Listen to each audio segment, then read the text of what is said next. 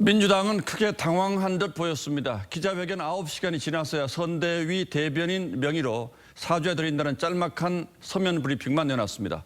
적답을 피한 채 생각을 정리해서 나중에 입장을 밝히겠다고 했던 박영선 후보는 조금 전 SNS에 용서를 구한다는 입장을 밝혔습니다. 야당은 일제히 이른바 피해 호소인 3인방의 선거 캠프 자진 사퇴를 요구했습니다. 황정민 기자가 보도합니다. 박영선 후보는 기자들의 질문에 답을 하지 않았습니다. 집에 가서 진지하게 생각해서 오늘 저녁에 밤에 페북에 올리겠습니다.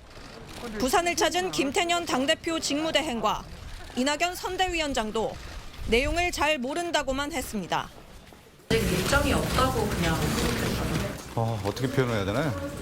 고민하고 있다. 이 정도면 될까요, 제가? 피해자가 사과와 징계를 요구한 고민정, 남인순, 진선미 세 의원도 침묵했습니다.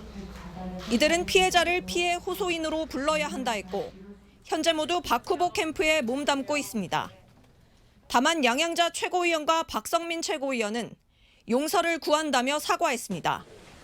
민주당은 9시간 만에 깊이 사죄드린다는 논평을 냈지만 피해자 요구에 대한 구체적 입장은 담기지 않았습니다.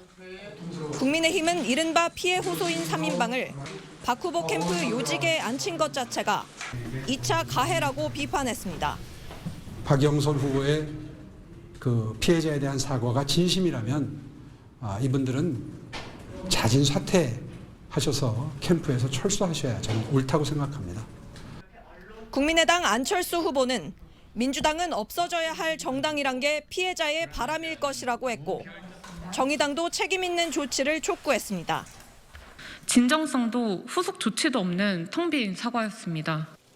이런 가운데 낙검수 출신 김용민 평화나무 이사장이 피해자의 기자회견에 대해 의도가 있는 정치 수순이란 취지의 글을 올려 2차 가해란 비판이 나왔습니다.